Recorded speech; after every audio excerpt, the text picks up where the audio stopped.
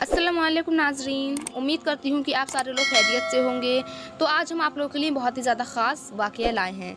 तो दोस्तों, हम आज की इस वीडियो में अली रज़ी अल्लाह ताला अन्हु के हवाले से बताने वाले हैं कि अल्लाह ने शेर को क्यों पैदा किया, अल्लाह ने क्यों दूसरे जानवरों पर शेर को मुसल्लत किया और इंसानों के दिलों में क्यों शेर का खौफ को पैदा किया और शेर का गोश्त खाना क्यों इस्लाम में हराम करार दिया गया है। इसके साथ ही हम आपको ये भी बताने वाले हैं कि शेर जब दहाड़ता है तो उस वक्त वो अल्लाह से क्या फरियाद करता है, अल्लाह से क्या अर्ज़ करता है। शेर जंगल का बादशाह होने के बावजूद भी क्यों चीज़ों से डरता है और अगर कोई शख्स शेर को ख्वाब में देख लेता है तो उसकी क्या ताबीर होती है।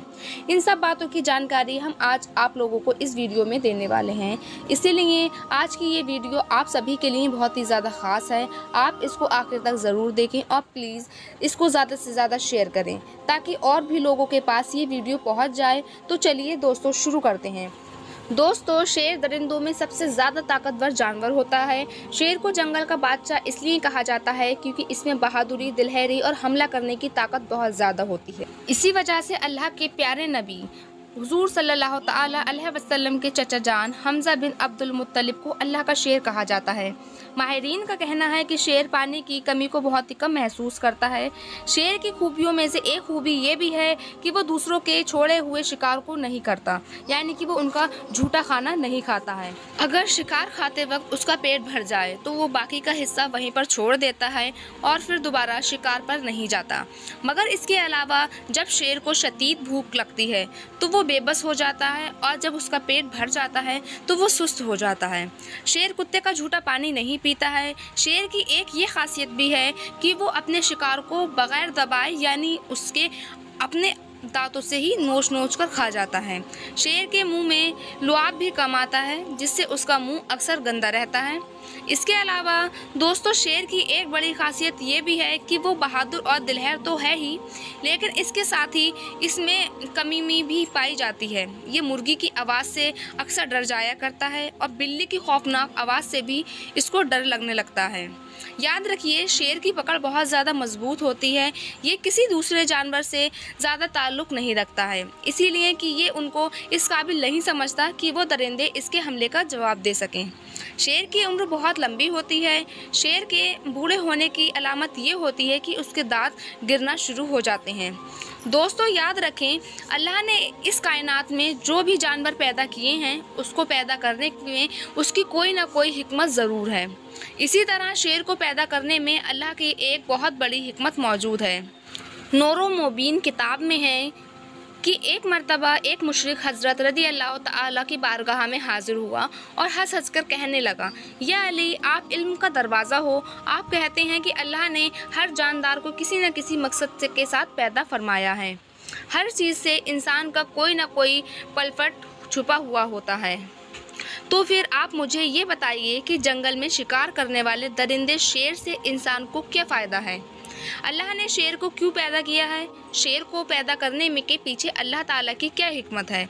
बस इतना सुनना था कि हज़रत अली रज़ी अल्लाह ताला ने अपनी निगाहें उठाईं और फरमाने लगे, ऐ शख्स, अल्लाह अपनी बनाई हुई हर चीज़ से बहुत ज़्यादा प्यार करता है, लेकिन अफसोस ये है कि अल्लाह जितना करीम है इंसान उसके करम से उतना ही नावाकिफ़ है। ऐ शख्स, याद रख, अल्लाह ने इस ज़मीन पर इंसानों के लिए हर तरह की नेमतें रखी हैं और अल्लाह ने हर चीज़ को आपस में जोड़ दिया है ताकि हर कोई एक दूसरे से फ़ायदा हासिल करता रहे। ऐ शख्स, अगर अल्लाह ज़मीन पर शेर पैदा नहीं करता तो ज़मीन पर घास फूस खाने वाले कितने ज़्यादा हो जाते कि वो इस ज़मीन पर सारी हरियाली को खा जाते। फिर इस तरह से ज़मीन पर कोई भी जंगल बाकी ना रहता। इसीलिए खुदा ने शेर का रिज़्क इन जानवरों में इसलिए रखा है ताकि वे इन्हें खाकर कुदरत की हिफाजत कर सके। याद रखना, अल्लाह ने हर चीज़ को किसी न किसी मकसद के साथ पैदा किया है।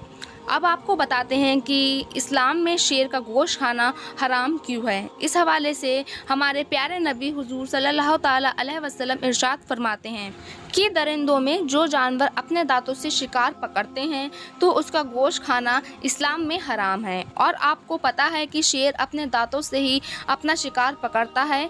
इसी बिना पर शेर का गोश्त खाना इस्लाम में सख्त हराम करार दिया गया है।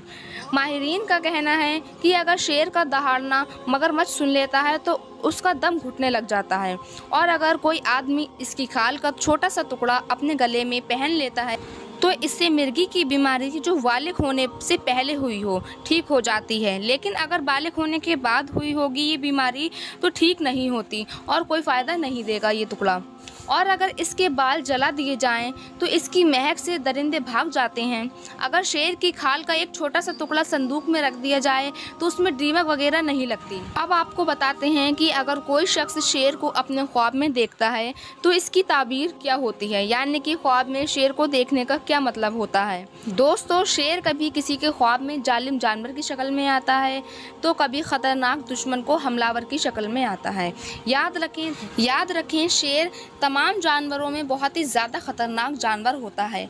शेर ख्वाब में अक्सर मौत की खबर देता है या लोगों की चुटकियों में मौत के घाट उतार देता है। इसके बाद शेर कई बार मरीज़ को खैरियत की खबर भी देता है। या कोई शख्स ख्वाब में देखता है कि वो शेर को देख रहा है और शेर उसको नहीं देख रहा है तो इसकी तामीर ये होगी कि उस शख्स को उसके दुश्मन से निजात मिल जाएगी। इसके अलावा अगर कोई शख्स देखता है कि ख्वाब में वो इसके बालों से खेल रहा है या फिर इसके बाल पकड़ा हुआ है या फिर शेर का गोश्त या फिर उसकी हड्डी उसके हाथ में है तो इसकी तामीर ये होगी कि उस शख्स को किसी हाकिम या दुश्मन से दौलत हासिल होगी। अगर किसी शख्स ने ये देखा कि कोई शख्स शेर के साथ बिना खौफ के बैठा हुआ है या फिर उसके साथ लेटा हुआ है तो इसकी तामीर ये होगी तो ऐसा शख्स अपने दुश्मन से महफूज रहेगा। अब हम आपको बताते हैं कि शेर जब दहाड़ता है तो वो अल्लाह से क्या अर्ज़ करता है। अल्लाह के प्यारे नबी हुजूर सल्लल्लाहु ताला अलैहि वसल्लम ने इरशाद फरमाया है कि शेर जब दहाड़ता है तो वो अल्लाह से ये अर्ज़ करता है, ए अल्लाह तुम मुझे किसी नेक व अच्छे आदमी पर मुसल्लत मत करना। याद रखें, दुनिया हर जानदार चीज़ में अल्लाह की कोई ना कोई हिकमत ज़रूर मौजूद होती है। अल्लाह ने बिना मकसद और बिना फ़ायदे की किसी भी चीज़ को पैदा नहीं फरमाया।